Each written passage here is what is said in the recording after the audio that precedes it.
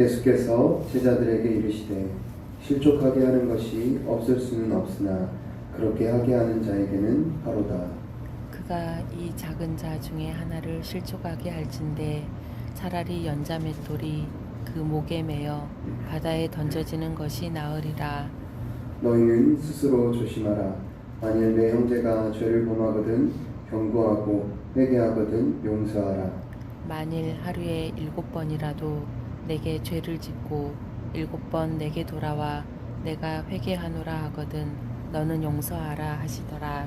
사도들이 주께 여짜오되 우리에게 믿음을 더하소서 하니 주께서 이르시되 너희에게 겨자씨 하나일 만한 믿음이 있었더라면 이 뽕나무 덜어 뿌리가 뽑혀 바다에 심기어라 하였을 것이요 그것이 너희에게 순종하였으리라. 너희 중 누구에게 밭을 갈거나 양을 치거나 하는 종이 있어 밭에서 돌아오면 그더러 곧 와 앉아서 먹으라 말할 자가 있느냐. 도리어 그더러 내 먹을 것을 준비하고 띠를 띠고 내가 먹고 마시는 동안에 수종 들고 너는 그 후에 먹고 마시라 하지 않겠느냐. 명한 대로 하였다고 종에게 감사하겠느냐. 이와 같이 너희도 명령 받은 것을 다 행한 후에 이르기를 우리는 무익한 종이라 우리가 하여야 할 일을 한 것뿐이라 할지니라.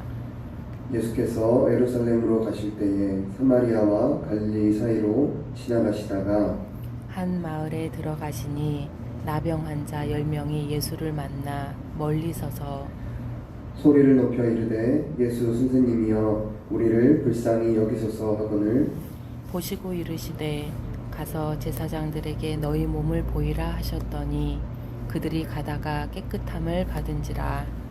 그 중에 한 사람이 자기가 나은 것을 보고 큰 소리로 하나님께 영광을 돌리며 돌아와 예수의 발 아래에 엎드려 감사하니 그는 사마리아 사람이라. 예수께서 대답하여 이르시되 10사람이 다 깨끗함을 받지 아니하였느냐.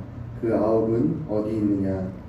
이 이방인 외에는 하나님께 영광을 돌리러 돌아온 자가 없느냐 하시고 19절 같이 읽겠습니다. 그에게 이르시되 일어나 가라 내 믿음이 너를 구원하였느니라 하시더라. 아멘.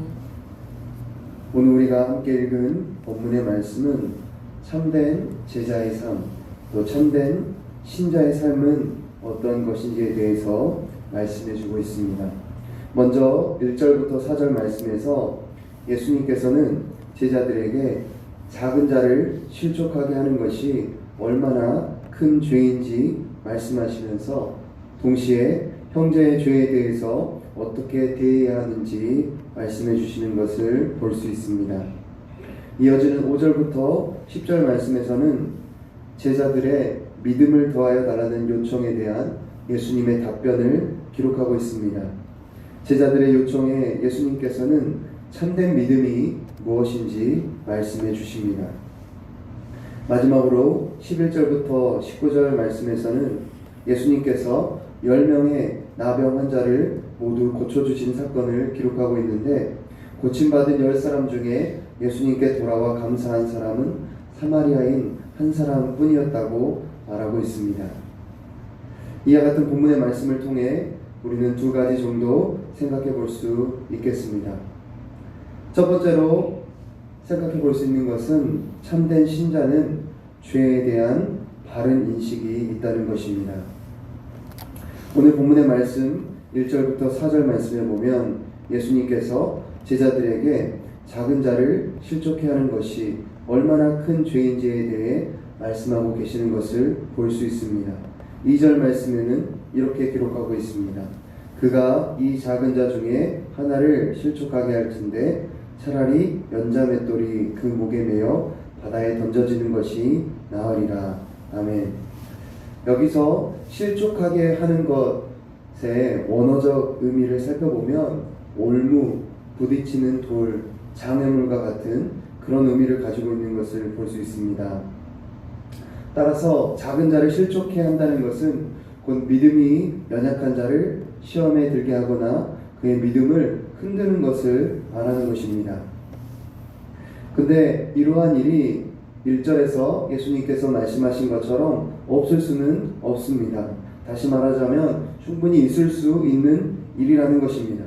그런데 2절 말씀에 보니까 그러한 죄를 짓는 것보다 차라리 연자맷돌이 그 목에 매어 바다에 던져지는 것이 낫다라고 말씀하시면서 앞에서는 있을 수 있는 일이라고 말씀하신 것과는 전혀 또 상반되는 이야기를 하시는 것을 보게 됩니다.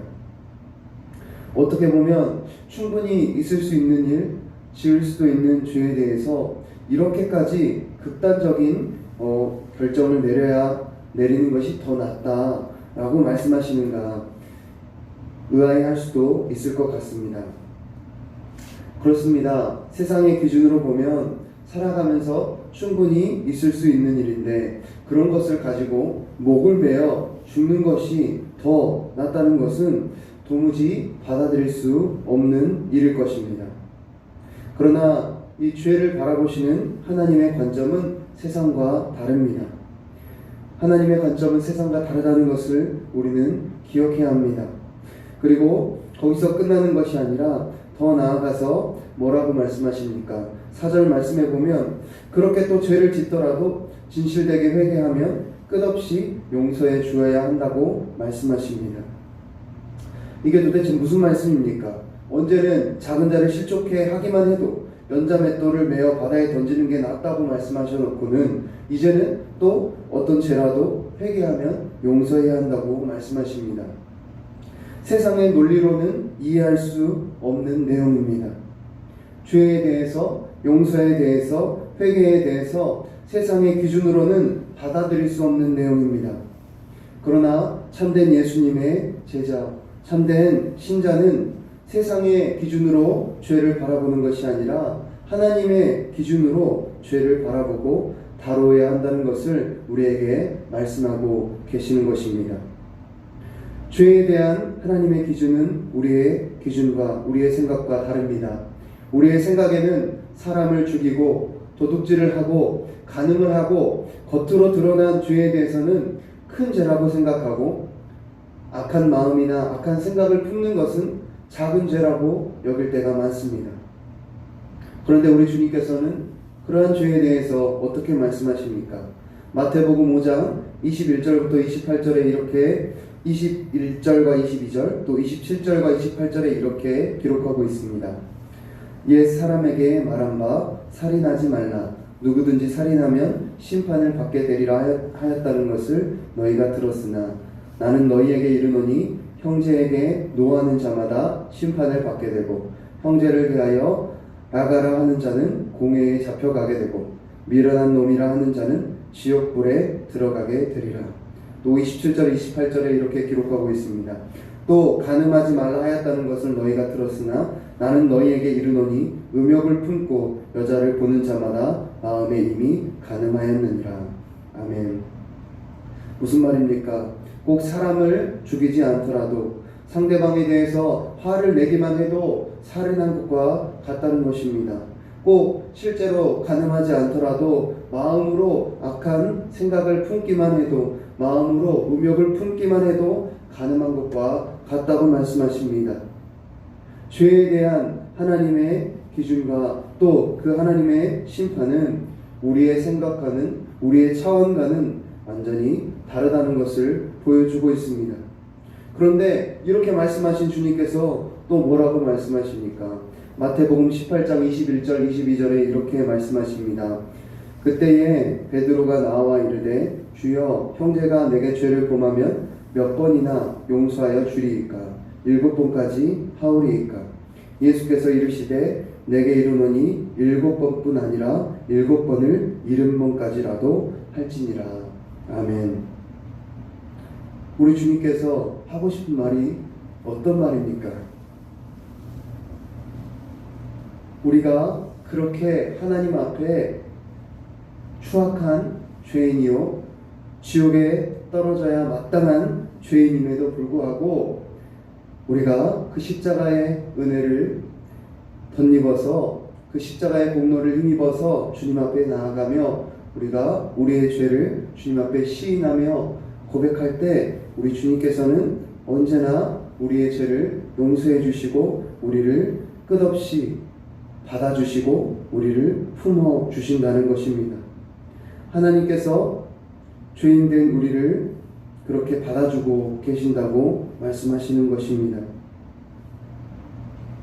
우리를 너무나 사랑하셔서 그런 우리를 십자가로 용서해 주시고 용납해 주시고 품어주시는 그 사랑을 우리가 받았다면 우리도 그 사랑으로 형제를 사랑하고 품어주어야 한다고 말씀하시는 것입니다.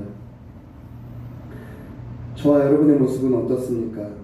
나의 죄에 대해서는 관대하면서 다른 사람의 실수나 연약함에 대해서는 어떻게 그럴 수가 있어? 어떻게 장로가, 어떻게 권사가, 어떻게 집사가, 어떻게 목사가 어떻게 그럴 수 있어? 그렇게 생각하고 있지는 않습니까?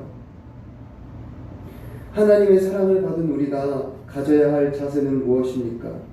나의 죄에 대해서는 하나님의 말씀 앞에 철저히 회개하고 돌이키고 십자가의 은혜를 붙잡으면서 다른 사람의 연약함과 죄에 대해서는 사랑으로 용서하며 또 사랑으로 권면해야 할 줄로 믿습니다. 이 자리에 함께한 저와 여러분이 세상의 기준으로 죄를 바라보고 사람을 바라보는 것이 아니라 하나님의 시선으로 사람을 바라보고 또 죄를 바라보며 회개하고 사랑하며 용서하는 참된 신자 되기를 바랍니다. 본문의 말씀을 통해 우리가 두 번째로 기억해야 할 것은 참된 믿음은 순종과 감사를 통해 드러난다는 것입니다. 오늘 본문의 말씀 5절 말씀에 보니까 제자들이 예수님께 믿음을 더하여 달라는 요청을 드립니다. 이러한 요청에 예수님께서는 참된 믿음이 무엇인지 말씀해 주십니다. 우리 6절 말씀을 여러분들이 한번 읽어보도록 하겠습니다. 6절 말씀 읽겠습니다. 주께서 이르시되 너희에게 겨자씨 한 알만한 믿음이 있었더라면 이 뽕나무더러 뿌리가 뽑혀 바다에 심기어라 하였을 것이요 그것이 너희에게 순종하였으리라. 아멘. 제자들은 예수님께 믿음을 더하여 달라고, 더 큰 믿음을 갖게 해달라고, 믿음이 더 커질 만한 그런 말씀을 해주십사 하고 부탁을 드렸는데 예수님은 오히려 다른 말씀을 하십니다. 너희가 믿음이 더 커질 것에 대해서만 생각하지 말고 너희가 믿는다고 말하는 그 믿음이 진짜 믿음인지 생각해 보라고 말씀하시는 것입니다. 너희의 믿음이 겨자씨와 같이 아주 작아 보이는 그런 믿음일지라도 그 믿음이 진실된 믿음이라면 나무를 뽑아 바다에 심을 만큼 놀라운 열매를 맺게 될 것이라고 말씀하십니다. 그러면서 이어지는 예수님의 말씀을 통해서 7절부터 10절 말씀을 통해서 우리는 진실된 믿음이 무엇인지 알 수 있습니다. 진실된 믿음은 하나님의 주인 되심을 인정하며 순종하는 것을 통해 드러난다는 사실입니다. 10절 말씀에 이렇게 기록하고 있습니다. 이와 같이 너희도 명령받은 것을 다 행한 후에 이르기를 우리는 무익한 종이라 우리가 하여야 할 일을 한 것뿐이라 할지니라. 아멘. 우리 안에 이와 같은 믿음, 순종의 믿음이 있기를 원합니다. 주님을 위해서 봉사하고 헌신한 후에 헌금하고 전도한 후에 주님, 제가 그래도 이렇게 했습니다. 제가 이렇게 많이 하지 않았습니까? 주님, 제가 이렇게 열심히 하지 않았습니까? 라고 말하는 것이 아니라 주님, 주님께 받은 은혜에 비할 수도 없는 작은 일일 뿐입니다. 마땅히 해야 할 일을 했을 뿐입니다. 주님 앞에 무익한 종입니다. 이렇게 고백하는 겸손한 믿음, 순종의 믿음이 우리 안에 있기를 바랍니다. 마지막으로 참된 믿음은 무엇을 통해 드러납니까? 바로 감사를 통해서 드러납니다. 우리 본문의 말씀 16절부터 19절 말씀을 저 한 절 여러분 한 절 나눠서 읽도록 하겠습니다. 제가 먼저 읽겠습니다. 예수의 발 아래에 엎드려 감사하니 그는 사마리아 사람이라. 예수께서 대답하여 이르시되 10사람이 다 깨끗함을 받지 아니하였느냐 그 9은 어디 있느냐. 이 이방인 외에는 하나님께 영광을 돌리러 돌아온 자가 없느냐 하시고 그에게 이르시되 일어나 가라 내 믿음이 너를 구원하였느니라 하시더라. 아멘. 사랑하는 영광교회 성도 여러분, 어떤 사람이 감사할 수 있습니까? 예수님만이 참 구원자이심을 믿는 그 사람만이 진정한 감사를 드릴 수 있습니다. 내 삶에 누리는 모든 것들이 하나님께서 허락하신 은혜임을 믿는 사람만이 진정한 감사를 드릴 수 있는 것입니다. 우리 안에 이러한 감사가 있는지 돌아보길 원합니다. 조금만 내 뜻대로 되지 않으면 불평하고 원망하고 있지는 않습니까? 오늘 본문에 나오는 9명의 나병 환자와 같이 놀라운 하나님의 은혜를 받았음에도 불구하고 하나님께 합당한 감사의 고백을 드리지 않고 있지는 않는지 돌아보기를 원합니다. 세상 사람들은 문제가 해결되고 계획하는 일이 성공하고 모든 일이 잘 될 때 바로 그때 감사하고 기뻐하지만 참된 신자는 어떻습니까? 내 삶에 문제가 있어도 계획하는 일이 실패하고 모든 일이 뜻대로 되지 않을 그때에도 감사할 수 있습니다. 내 앞에 놓인 문제보다 더 크신 하나님의 은혜를 이미 받았기 때문입니다. 세상의 성공과 세상의 즐거움과 비할 수 없는 하나님의 자녀된 특권을 이미 받았기 때문입니다. 예수님의 십자가의 사랑을 이미 받았기 때문입니다. 이것을 기억하며 평생 감사함으로 참된 믿음의 사람 되어서 하나님의 은혜를 기뻐하고 증거하는 저와 여러분의 오늘 하루와 평생의 삶이 되기를 간절히 바랍니다. 기도하겠습니다. 하나님 아버지, 오늘 누가복음 17장 말씀을 통해 참된 제자의 삶이 어떠한 것인지, 참된 믿음이 어떠한 것인지 다시 한번 돌아보며 깨닫게 하신 은혜를 감사합니다. 하나님 아버지, 우리가 이 땅에 살아가는 동안에 짓는 죄들을 아버지 하나님의 시선으로 또 말씀의 기준으로 돌아보게 하여 주시고 나의 연약함과 죄에 대해서 날마다 말씀 앞에 철저히 회개할 수 있도록 인도하시며 거기서 끝나는 것이 아니라 주님의 십자가 앞으로 나아가 그 주님의 십자가의 사랑을 충만히 누리게 하여 주시고 그 십자가의 사랑으로 다른 이들을 바라보며 사랑하며 용서하며 섬기는 제자의 삶을 살게 하여 주시옵소서. 하나님 아버지, 우리 안에 진실된 믿음이 있기를 원합니다. 하나님, 겨자씨 하늘과 같이 작은 믿음이라 할지라도 그 믿음이 진실된 믿음이면 놀라운 열매를 맺게 될 것이라 말씀하신 것처럼 하나님, 우리가 순간순간마다 순종하는 겸손한 믿음, 감사하는 참된 믿음의 사람으로 세워져서 주님께서 기뻐하시는 놀라운 뜻이 우리의 삶 가운데 온전히 이루어지게 하여 주시옵소서. 믿음으로 하나님께서 예비하신 놀라운 축복들을 누리며 살아가는 우리의 인생 되게 하여 주시옵소서. 감사하며 예수님의 이름으로 기도합니다. 아멘.